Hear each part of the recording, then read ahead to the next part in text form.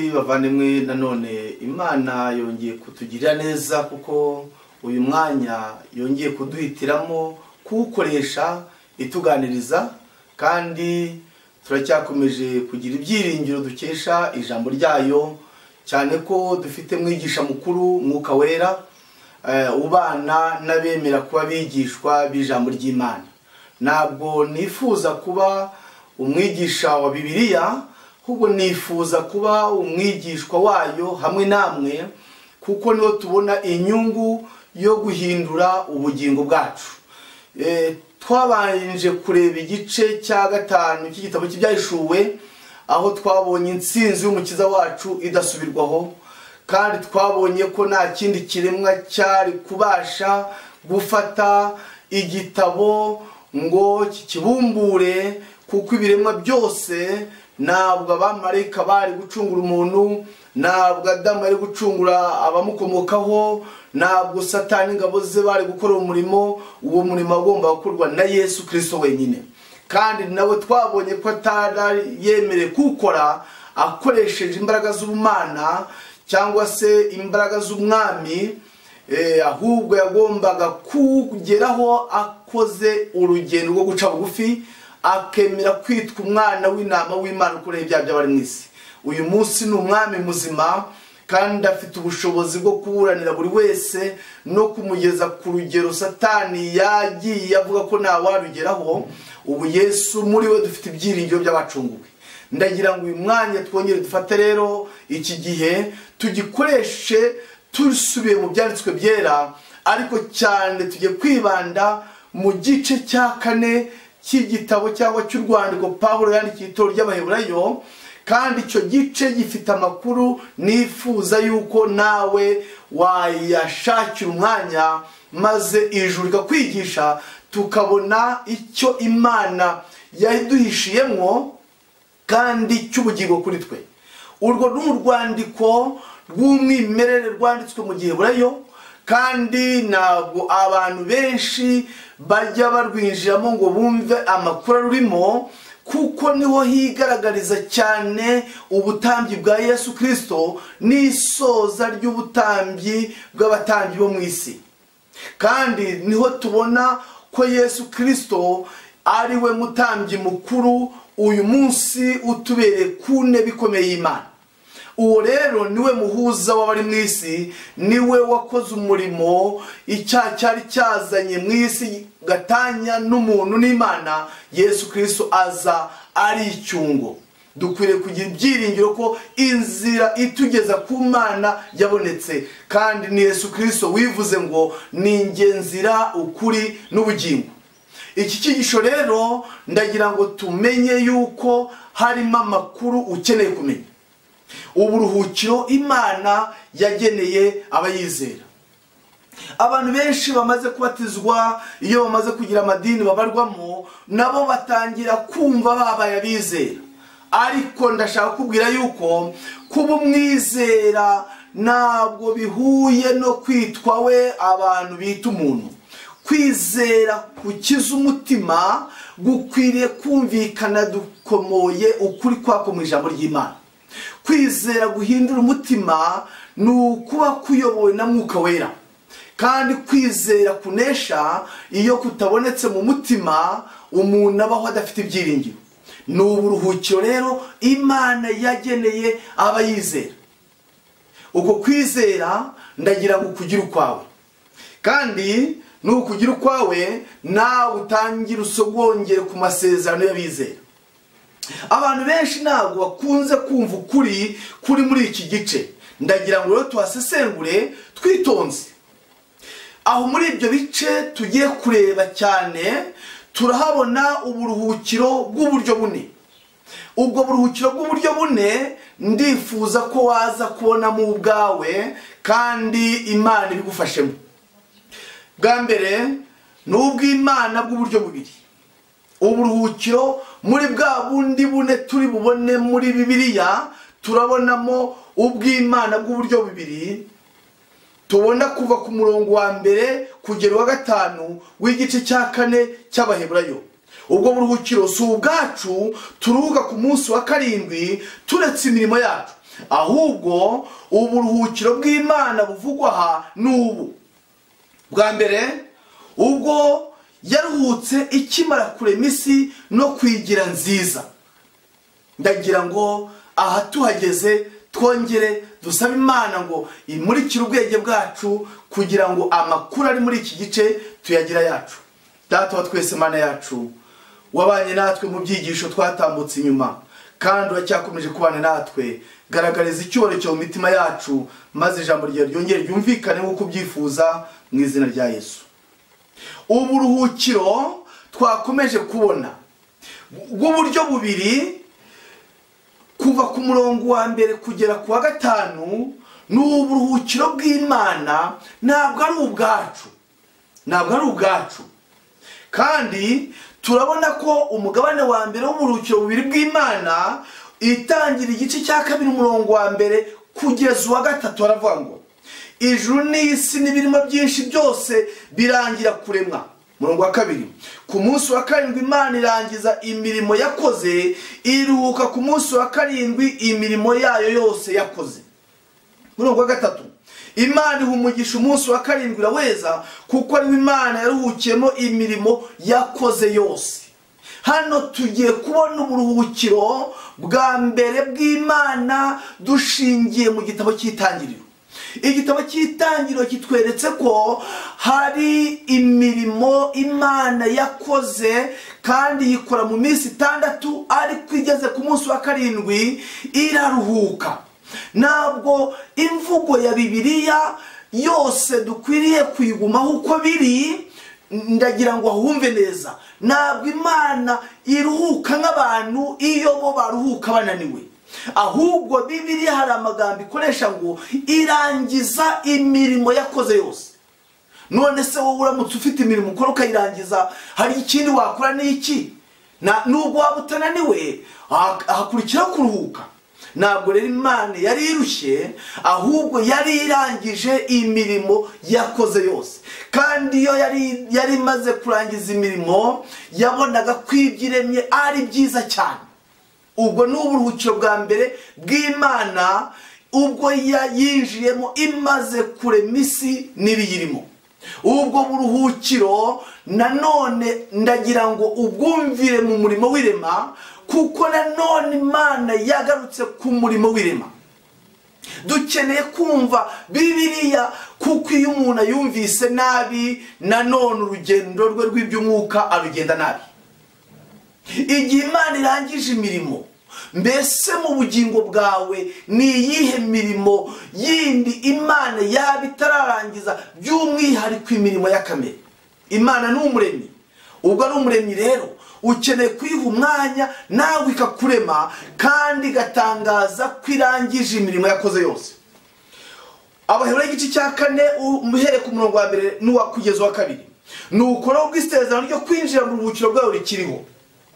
Dutinye kugira ngo ahari hatagira uwo muri mwe wasa nkaho atarikikira. Murongo wa 2, kuko natwe twabwiye ubutumwa bwiza nk'abandi, nyamara ijambo bumvise ntiryabagira umumaro kuko baryumvise bataryakiranye umutima wizeye.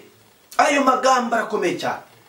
Natwe hari ubutumwa twumvise, cyangwa se bishoboka ko waba aribwo ugitangira kwinjira muri Bibiliya ukemera gufata igihe cyo kuba umwigishwa wa Bibiliya nawe ukumva ubutumwa bwiza.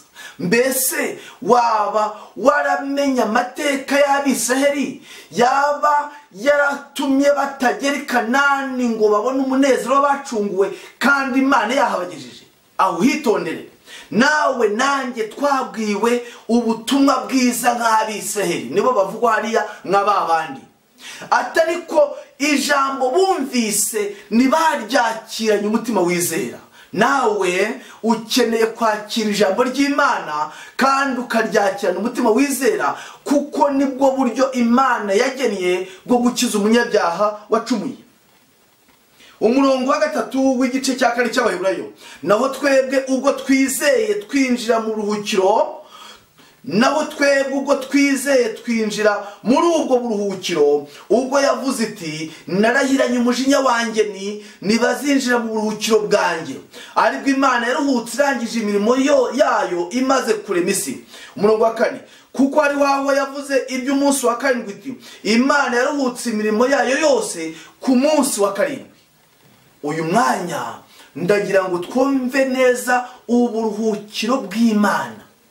Turabona yuko ubwo buruhukiro bw'Imana nawe nanjye tubukeneye, kandi ubwo buruhukiro ni umunezero ku mutima wabwakiriye. Ubwo bwa buruhukiro bwa mbere bw'Imana yararemye irangiza kurema, ibyo yaremye irabitunganya, harimo n'umuntu yavuze ngo tureme umuntu agira ishusho yacu ase natwe, ishyira mu isi ibyaremwe binejeje bizira icyaha, kandi yanezezwaga no kuza gufatanya n'ibiremwa byayo kunezererwa ibyo yaremye. Kandi umuntu we yari umwihariko kuko yari yavuye mu biganza bya rurema asa nayo, ni nawe wagombaga kuba umutware w'iby'Imana yaremye. Kubw'ibyo rero Imana yagombaga gusoza ibyiremye ibonye ko ari byiza, ni nako ishaka gusoza umurimo wayo mu mutima wawe nanjye, kandi ikabonaho yicara, kandi aho harahari, kuko biratubwira ngo kandi bandemere ubuturo bwera nure hagati muri bo. Uwo munezero ntabwo Imana ishaka kugumana yonyine, ishaka kusangira n'ibiremwa byayo byayihaye umwanya kugira ngo iruhukire mu mitima yabo. Uburuhukiro bwa kabiri ni ubwo iruhuka imaze kurema umutima mushya mu mutima no kumuhindura. Ubwa kabiri, ubwo iruhuka imaze kurema umutima mushya mu muntu no kumuhindura.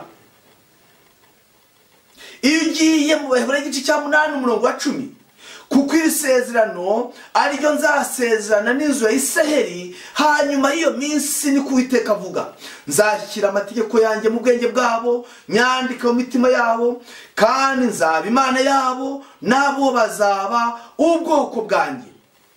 12 umurongo wa 11 w'icyo gice cya 8 cy'Abaheburayo, ntibazigishanya ngo umuntu wese yigishe mugenzi we cyangwa ngo yigishe mwene se ati menya Uwiteka, kuko bose bazamenya uhereye ku woroheje hanyuma y'abandi ukageza kukomeye uruta abandi. 12 kuko nzabababarira gukiranirwa kwabo, kandi ibyaha byabo sinzabyibuka ukundi. Aya magambo aratwereka ubundi buruhukiro Imana igira bwa kabiri mu murimo irangiza iyo imaze gutunganya umutima. Kandi uru rugendo rwose bwaba ari uburuhukiro bwa mbere n'ubwa kabiri, ndagira ngo ubwire ko inyungu ya mbere ikomeye niyo umuntu agira uyu murimo Imana iwurangije mu mutima. Erega muvandimwe, iyo uvuga ngo Imana ni umuremyi, ujye wongeraho ngo w'umutima wanjye, niho byakumvikana cyane. Two kwirekera umurimo w'irema isi, inyanja n'ibirimo byose ngo twe twivanemo. Umuntu wa mbere Imana yaremye ntabwo izemera kugira igihombo ngo ijyane mu ijuru abari munsi y'umuntu wa mbere wavuye mu biganza bya rurema. Satani yahishimira, yavuga ati yego bagiyeyo, ariko umuntu wa mbere nanjye naramwangije kandi mbigeraho. Imana irashaka gusubiza umuntu ikamere yahoranye icyaha kitarabaho.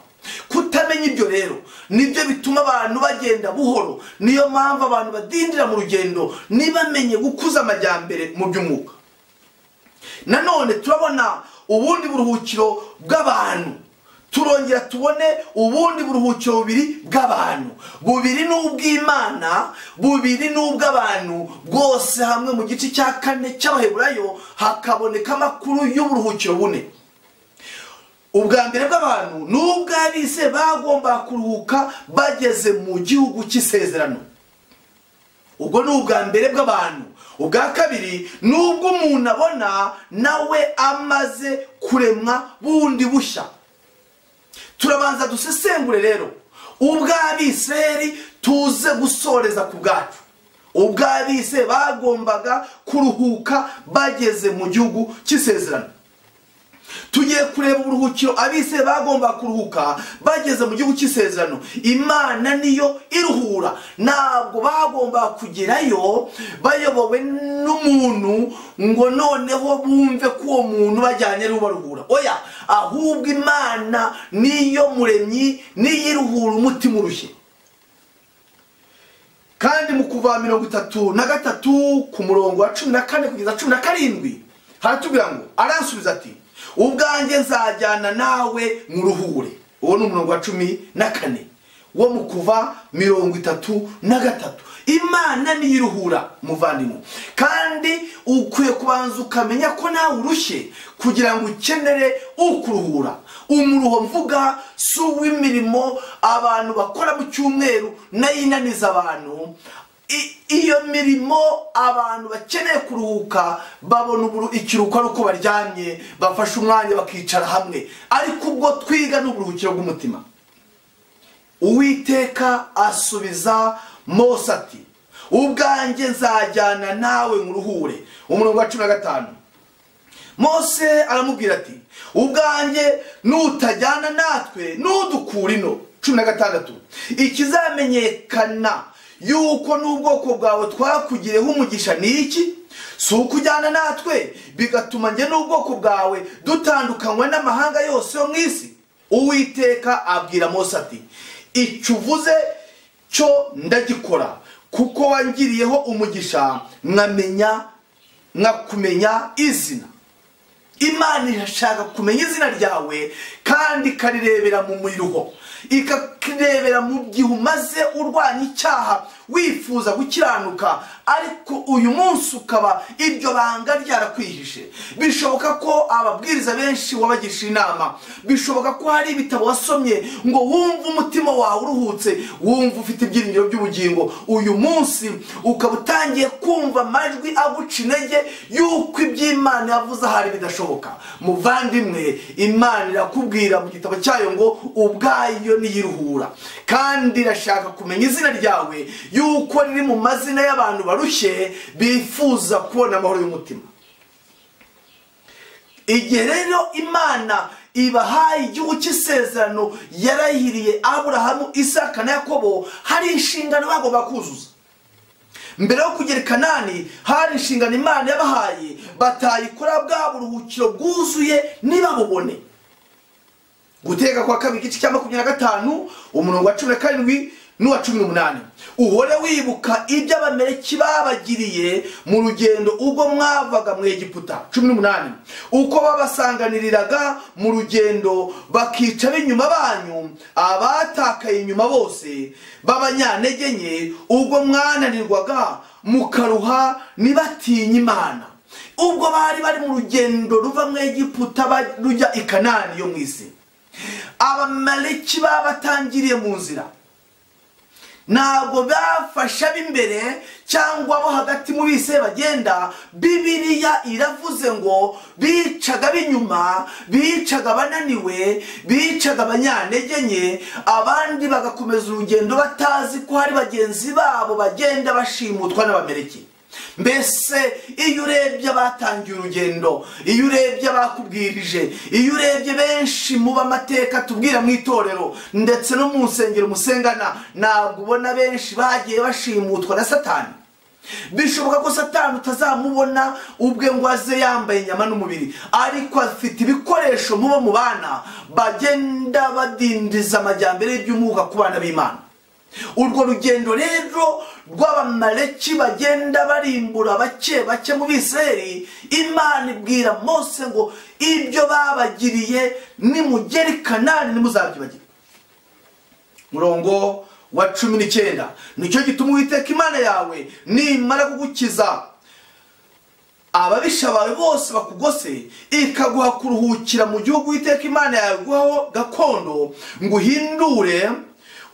ugihindure, uzaba ukwiriye gukuraho rwose kwibukwa kw'Abamaleki ngo bibagirane mu munsi y'ijuru bose, ntuzabyibagirwe.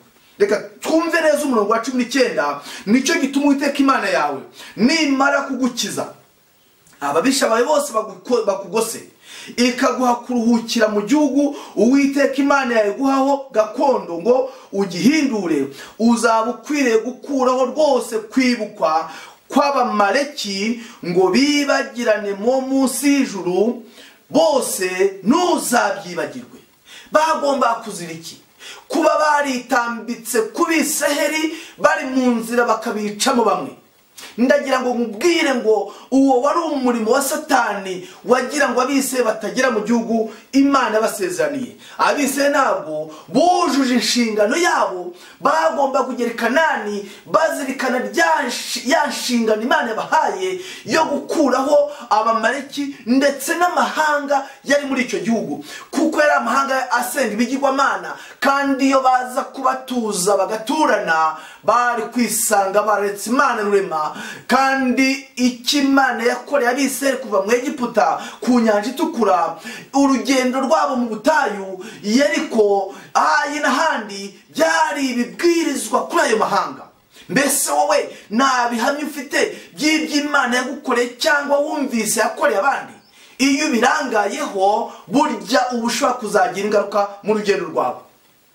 Abisirayeli ntabwo bujuje inshingano yo kurimbura amahanga yari muri icyo gihugu.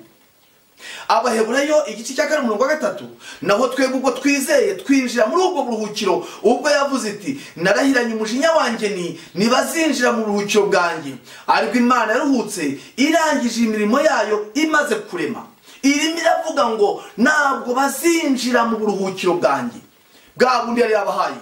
Umurongo wa 26 w'igice cya 14 cyo kubara kugeza ku murongo wa 28, Uwiteka abwira Mose na Aroni ati babwira uti Uwiteka avuze ati ndahiye guhora kwanjye yuko nazabura kubagirira ibyo mwavugiye mu matwi yanjye. Nuko rero ubwo bisigariye bamwe kubwinjiramo, ba bandi ba kera bumvise ubutumwa bwiza bakaba barabujwe kubwinjiramo no kutumvira, Imana yongera gutoranya umunsi ari wo uyu munsi ivugira mu kanwa ka Dawidi nubwo hashize igihe kirekire cyane. Ya magambo yamaze kuvugwa haruguru ngo uyu munsi nimwumva ijwi ryayo nimwinangire umutima. Ayo magambo ari mu Baheburayo igice cya 4 umurongo wa 7.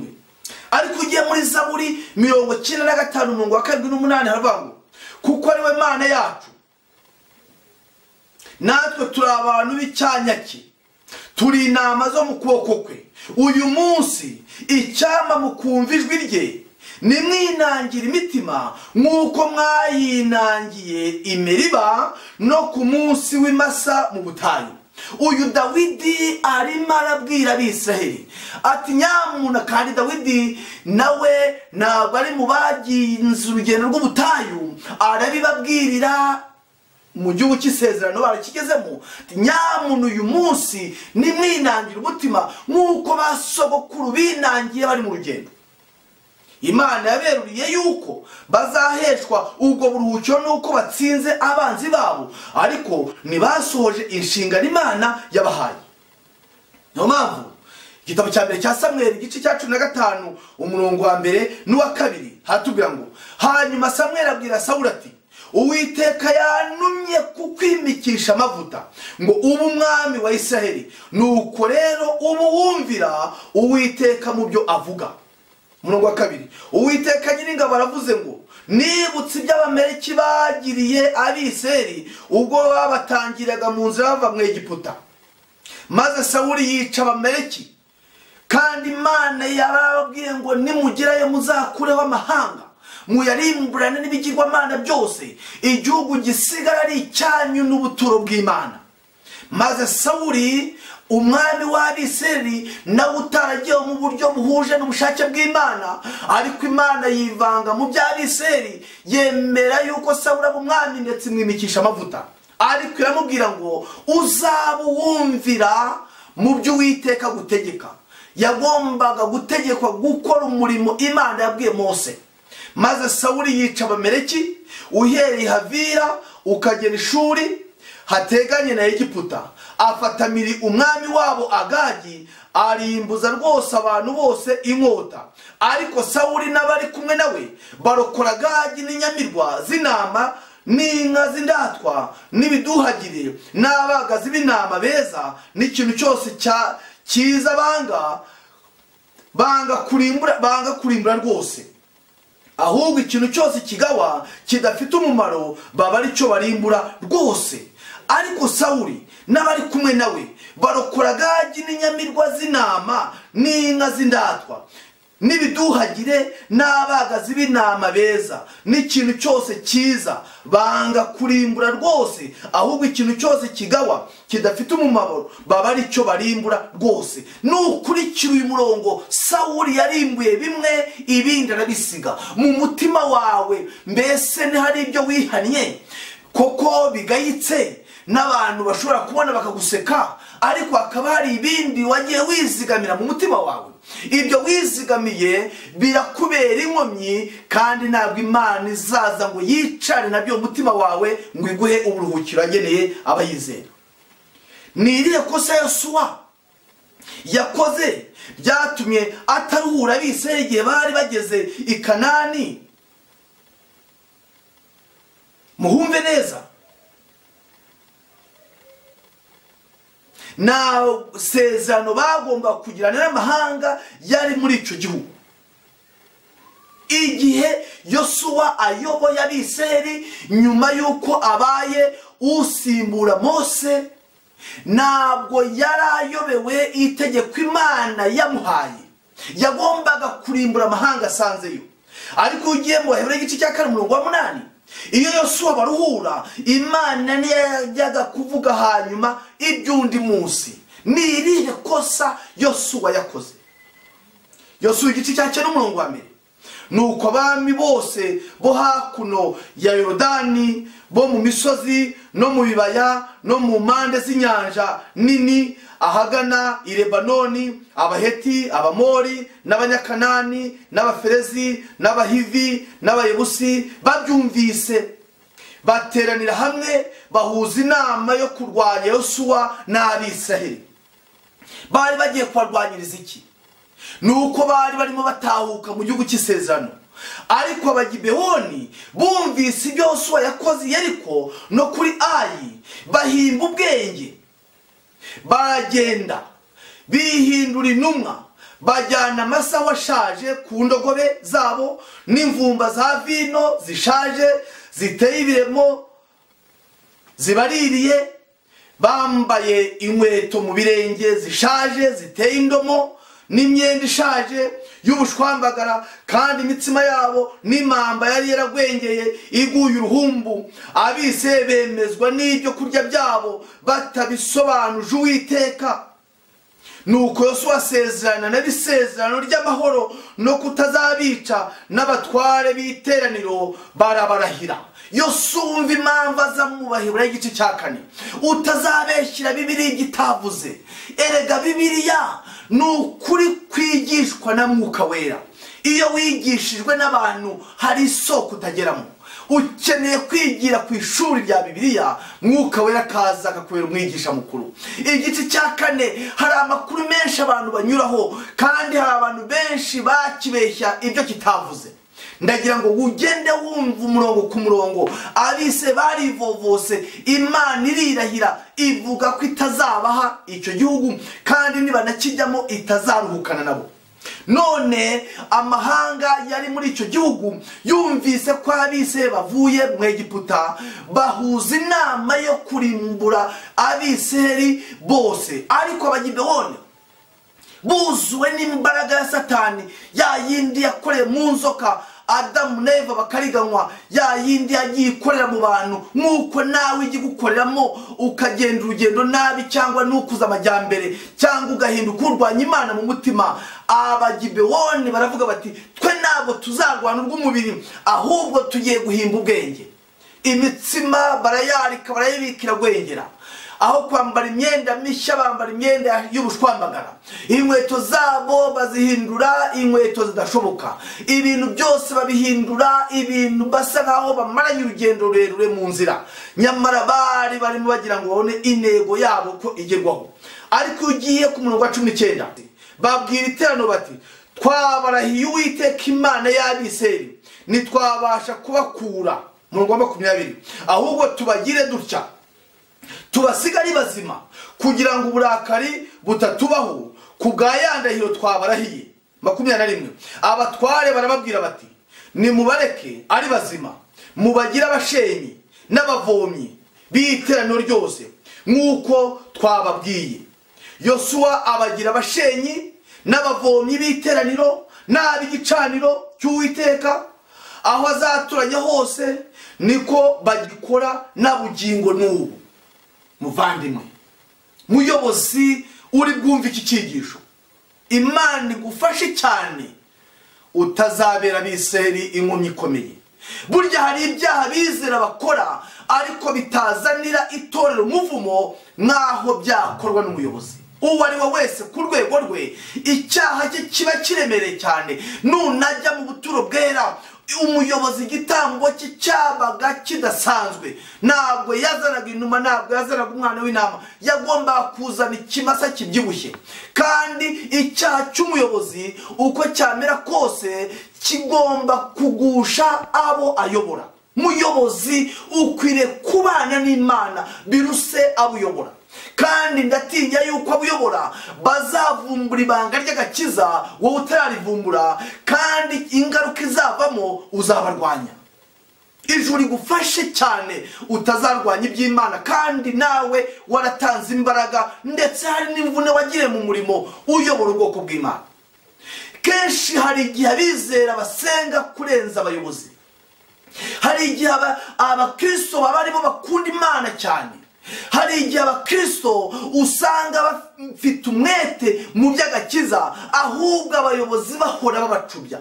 Yosuwa umva impamvu aboneka mu Baheburayo. Iyo Yosuwa baruhura, twabonye ko Imana ari iruhura, ariko nk'umuyobozi niwe Imana yanyuzagamo amakuru akagezwa ku Bisiraheli. Abisiraheli bagombaga gukora icyo babwiwe n'umuyobozi. N'uyu munsi abayobozi benshi abizera babarebaho, ariko bizera bavandimwe bene data, reka turebe Yesu i Karuvari, tumurebe ku ntebe y'imbabazi, kuko niwe muyobozi utayobya. Abandi bo ni ibibazo, kuko bose bakoze ibyaha ntibashyikira ubwiza bw'Imana. Kandi nagira nkubwire ngo nta wundi agakiza kabonerwamo uretse Yesu Kristo gusa. Niyo mpamvu izina rya Yesu rivuga ngo niwe uzakiza abantu ibyaha byabo. Rero reba kugira ngo Yosuwa abahindure abayoboye amariba, reba nawe kugira ngo abahe igicaniro, mbese imigabane y'ingenzi yarayibahaye. Kandi Bibiliya yatubwiye ngo ntabwo babishe, barabaretse, babaha imirimo, babaha inshingano. Uyu munsi uko iherezo ry'isi rigenda ritwegera, itoro rigenda risatira umusozo w'urugendo n'intambara, Satani azashyira abantu mu itoro benshi bazanywe no kudushidikanisha amahame y'ibyo twizera. Ariko Imana ishimwe kuko ifite ubwoko bwayo, haba mu bayobozi haba mu bizera, bafite Bibiliya umujyanama wabo. Nubwo gucyaha kwabo, nubwo kuvuga kwabo byagaragara nkaho kutumvirwa, ariko ndashimira Imana yuko Eliya yaje kubwirwa yuko hari abantu ibihumbi n'ibihumbi badapfukamira abari. Ndakwifuriza kuboneka muri uwo mugabane. Ariko ikosa rya Yosuwa ryashyize Abisirayeli mu kaga, kuko abitwaga abanyamahanga bo kurimburwa yabagiriye isezerano ry'agahinda nabo bafatanyije inshingano, maze barangije babaha imirimo. Uko bajyaga kuvoma niko bagendaga bagatuba amazi, kandi bakajyana n'Abisirayeli bakagenda babigisha ingeso mbi. Reba nawe kubaha umurimo w'igicaniro. Igicaniro mbavandimwe cy'uyu munsi gifitwe nande? Saba Imana muyobozi kugira ngo ikumurikishirize ubwenge bwayo, nawe usangire imigisha y'ubugingo nawe uyobora. Abisirayeli ntabwo bashoboye kubona uburuhukiro Imana yabageneye kubwo kutizera. Rwandiko rwa mbere rw'Abakorinto igice cya 10:11. Ibyo byabereyeho kutubera kabarore kandi byandikiwe kuduhugura twebwe abasohoreweho n'imeruka y'ibihe. Amateka y'Abisirayeli agomba kukubera umuhunda ukurya isataburenge. Aho baguye wahagwa kandi aho baboneye intsinzi nawe wayihabonera. Mu gitabo cy'intambara ikomeye ku ipaje 328, amateka y'Abisirayeli bakera ni urugero rukomeye rw'ibyabaye ku badivanisiti mu gihe cyashize. Imana yayoboye ubwoko bwayo mu murimo wo kubwiriza ubutumwa bwo kugaruka kwa Yesu Kristo, nk'uko yayoboye abana b'Abisirayeli ibavana mu Misiri. Urugendo rw'Abisirayeli naho rutaniye n'urw'ubwoko bw'Imana. Niyo mpamvu tugiye gusakirana no guhusha intego bavandimwe nitutigira amateka ku batubanjirije. Ubutumwa bwaturanijwe igitabo cya mbere paje 55. Ntabwo bwari ubushake bw'Imana ko kugaruka kwa Kristo gutinda bene aka kageni.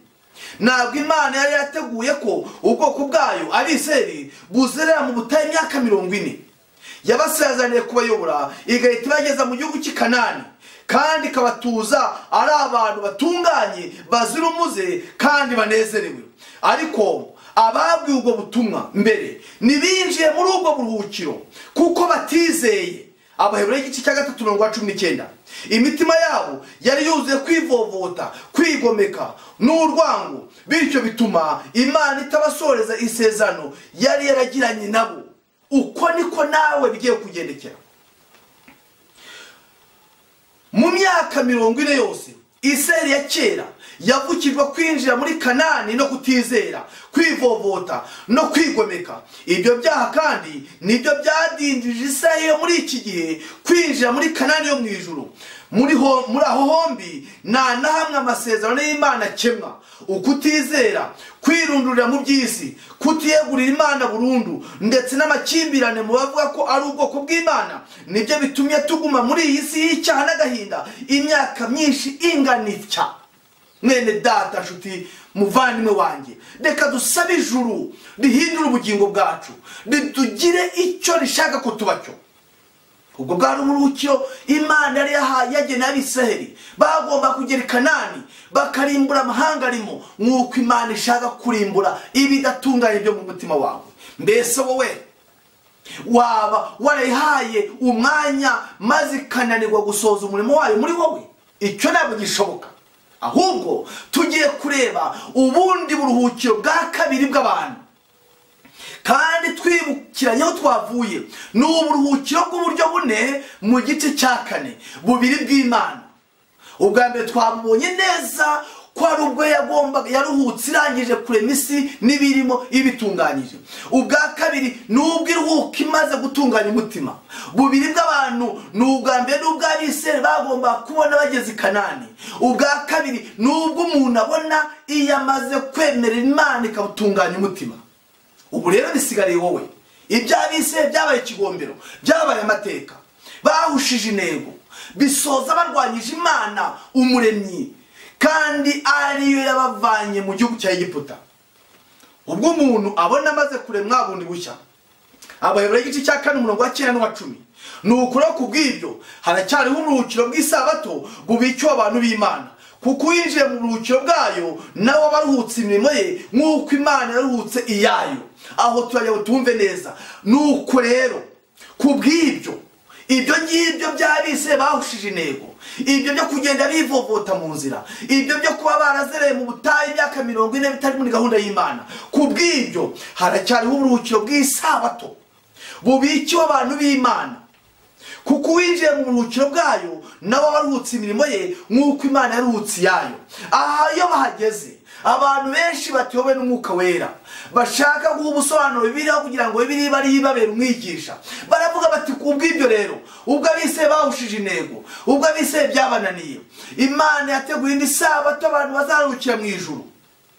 Abantu baruhuka isabato kubera iki? Kuko hari iminsi 6 yo gukora, baba bananiwe. None se uzaruka mu ijuru kuko wavuye kuvoma, kuko wavuye kwikora ihe mirimo, kuko wacuruje, kuko wirutse, kuko wakoze iki? Oya, niba ushaka kuruhukira mu ijuru uzabanza ugire imirimo ukora, kandi nayo tuhabona. Ahubwo nimba unaniwe ubu reka Imana ikuruhure kuko niyo iruhura. Isabato ni ikimenyetso cy'Imana hagati y'Imana n'ubwoko bwayo.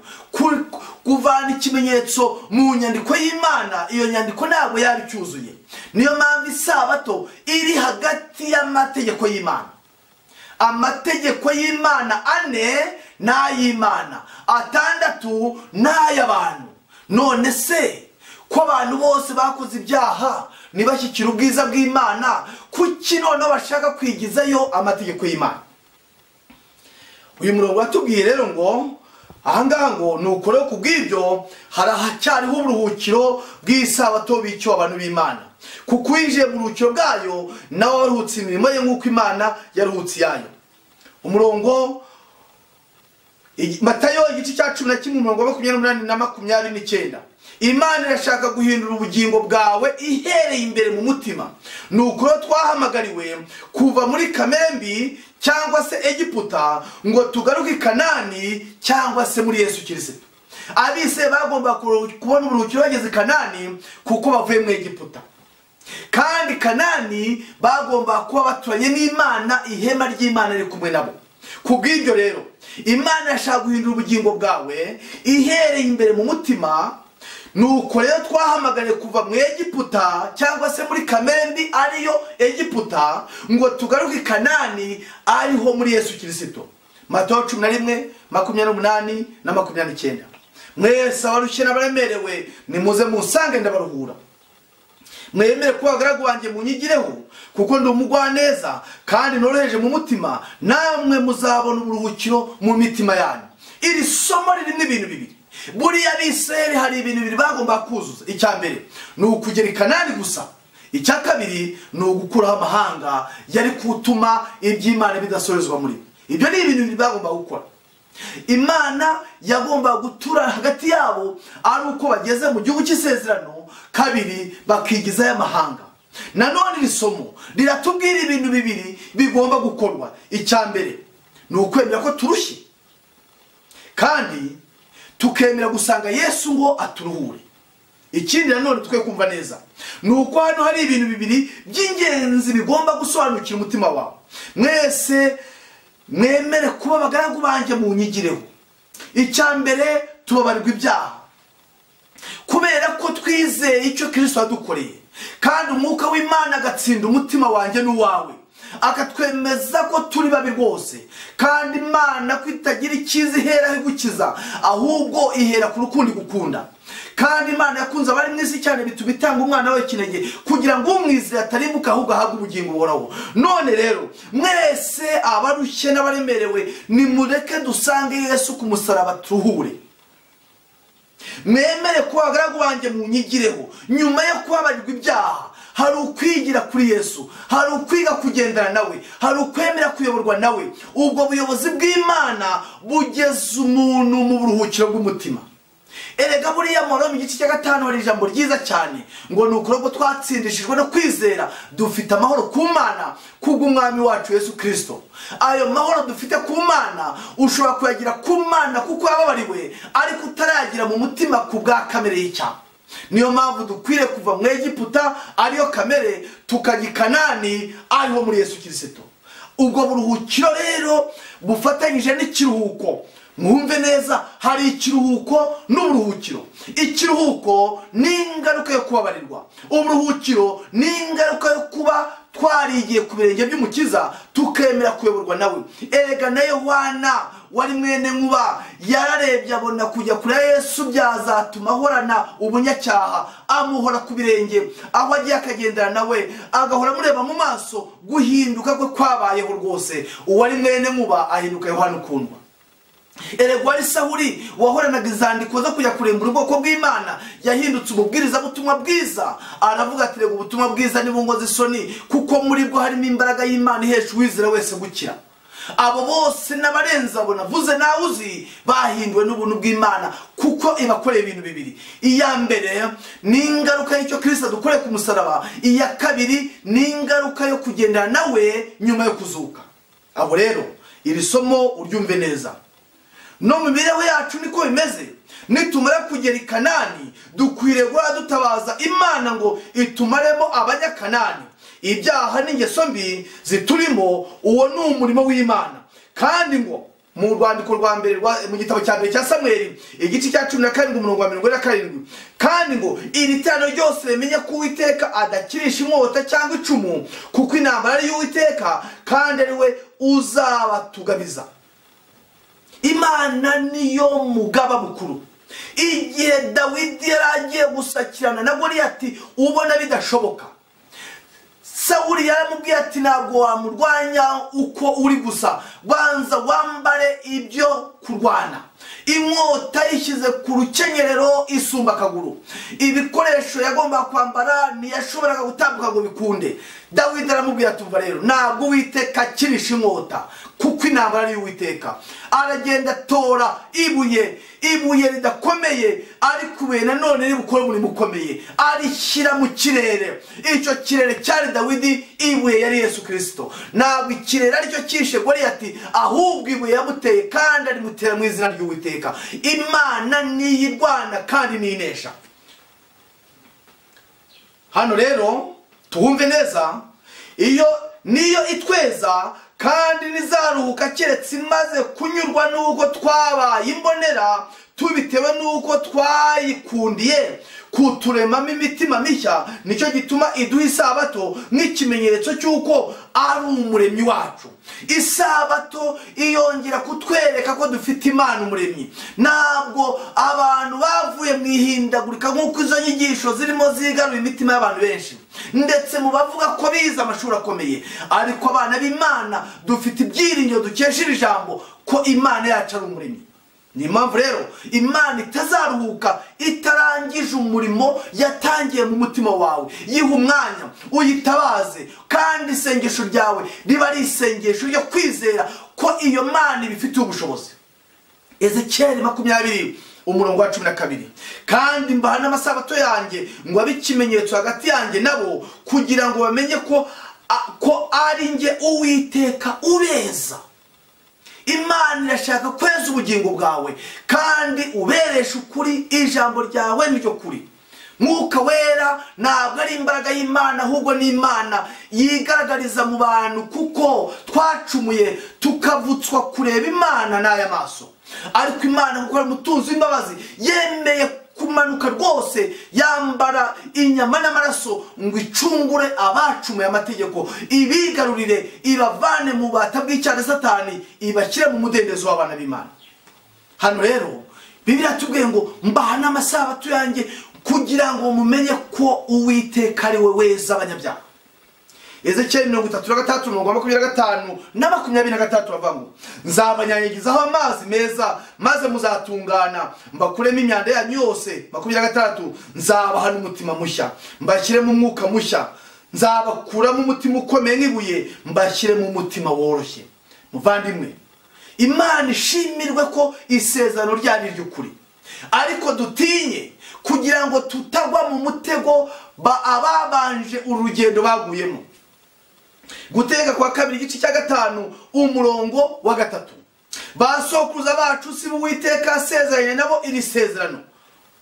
Umurongo wa 3, basokuruza bacu si Uwiteka asezeranye nabo iryo sezerano, ahubwo nitwe bari hano twese uyu munsi tukiriho. Isezerano ry'umutima mushya, kubera ko isezerano rya mbere baryishe, kandi isezerano rya mbere igihe rishaje hagomba kuboneka isezerano rishya.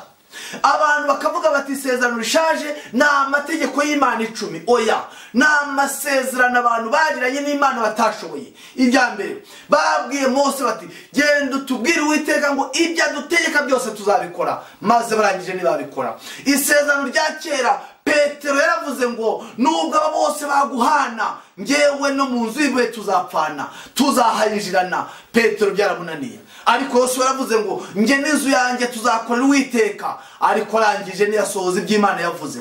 Ibyo rero biratwereka ko abantu ibyo babwira Imana bibananira, ariko iby'Imana ibabwira bikora, kuko ntabwo ari umuntu ngo ibeshye, ahubwo ikibazo ni bande bayiha umutima ngo ibibakoreremo. Basokuruza bacu si Uwiteka yasezeranye na biryo sezerano, ahubwo ni twebwe abari hano twese uyu munsi tukiriho. Abayobora kandi umurongo wa 11, nuko tugira umwete wo kwinjira mu ruhukiro bwayo. Ndasubiramo umurongo wa 11, nuko tugira umwete wo kwinjira muri ubwo buruhukiro, kugira ngo hatagira umuntu ugwa akurikije icyitegerezo cy'abandi cyo kutumvira. Dushima Imana ko iki dukebura ngo tutazimiza ubugingo. Mbese iki gice wari warigeze ucyumva ngo wumve ubutumwa bwiza bukirimo kandi buruhura umutima? Abaheburayo igice cya 2 dusubire muri iri somo. Imana yongera guturanya uyu munsi, ari uyu munsi ivugira mu kanwa ka Dawidi nubwo hashize igihe kirekire cyane ya magambo yamaze kuvugwa haruguru ngo uyu munsi nimwumva ijwi ryayo nimwinangira imitima. Imirimo y'Imana yanditse mu Baheburayo igice cya 10 niyi hari imirimo ihavugwa. Iya mbere ni iyo kurema umuntu mu mutima mushya. Uwo ni umurimo wa mbere. Umurimo wa kabiri w'Imana guhindura irari n'intekerezo z'umuntu. Icyo ngiki Imana ashaka kugikora mu mutima wawe. Cya gatatu gushyira amategeko mu mutima wawe, gushyira amategeko mu mutima we ngo ayasoze ataruhije abyihatira. Cya kane guhindura umunyabyaha umwere. Cya gatanu kumusohorezaho isezerano rishya. Uwo ni umurimo w'Imana uri busome mu Baheburayo igice cya 4 umurongo wa 10. Harimo umurimo w'Imana irangije imirimo yayo. Ntabwo ari yayindi yo mu itangiriro y'irema, kuko ntabwo Imana ikiremeye isi, ahubwo igiye kwisajisha ivaneho n'ibibi byayo byose, kuko isezerano rihari ngo dore ndarema ijuru rishya n'isi nshya, kuko ibya mbere bizaba bishize. Reka n'Imana irema umutima mushya mu bugingo bwawe, ibya mbere byo kwa Satani bibe birangiye. Nuko rero noneho abari muri Kristo Yesu nateka bazacirwaho. Aho ni isomo tuvana mu Baroma igice cya 8 umurongo wa 1. Nshuti muvandimwe, mwene data, ndagira ngo wumve neza icyo Imana ishaka kugukorera. Yesu iyo adapfira abari mu isi tuba turi hehe? Ariko se iyo aza gupfa akajya mu gituro nazuke ngo tuba turi hehe? Dufite umwami muzima. None se yazuka najye mu ijuru ngo atubere umutambyi mukuru ngo tuba turi hehe? None se agiye mu ijuru akaba atazagaruka, none ibyingiro byacu byabiriye? Ariko Yesu arakubwira ngo ndagiye kandi nzagaruka. Ariko ntabwo azagaruka aje kongera kwitambaho igitambo, ahubwo azaba aje kwakira imitima yamwiyeguriye, ikamwizera, ikemerera umurimo w'Imana gukora mu mitima yabo. Ndagira ngo igihe ibi byigisho tuzakomeza kubyiga tuzirikana icyo Kristo yadukoreye, abumbuye igitabo kidashobora kubumburwa n'uwari wese, umwemerere nawe abumbura umutima wawe, awushyiremo amahame y'ijuru, kandi akuyobore mu rugendo rurimo rutarebeshwa amaso rugana i Kanani, ariho muri Yesu Kristo. Hirya yo kwakira umukiza, ikiganza cy'Uwiteka cyahanze isi kizakuzamura kikugeze mu ijuru, aho abana b'Imana bazaba ubuziraherezo, nta miruho, nta ngendo, nta bamereki baturimbura, nta nzara, nta buhunzi, nta bibazo by'indwara no kwa muganga, nta nzu z'imbohe, turiho mu munezero w'Iteka. Icyo ngibyo ndagira ngo byumvire mu murongo tubonye wo mu Baroma igice cya 8 ngo nuko noneho abari muri Kristo Yesu nateka bazacirwaho. Abise bahushije intego nibagera i Kanani, ariko Imana ntiyaturana nabo, irabareka. Igihe yari imaze kubareka itabanye nabo, amahanga yahoraga bazengurukana. Abafilisitiya barabajyanaga, Abasiriya barabajyanaga, Babuloni yarabatwaraga, Abaroma bari barababase, kuko baretse Uwiteka. Nawe nureka Imana izakwihora, wizizire ku rugamba kandi uzagutsinda. Ubusambanyi buzakukoza aha, umujinya uzakuvana aha, ubusinzi uzasura mu mayoga, ibyaha bizakwigarurira nk'uko amahanga yari yarigaruye Israheli ahora yisenyera ubuturo, abanyaga bagaruka bongera banyagwa. Nawe uzahora mu ruzerero rutagira icyerekezo, ariko nugira Imana umujyanama wawe n'umuyobozi, azakwigarurira kandi aguha umutima mushya nk'uko abisezeranye. Imana igufashe igwe kumva neza amagambo y'ubugingo mu izina rya Yesu.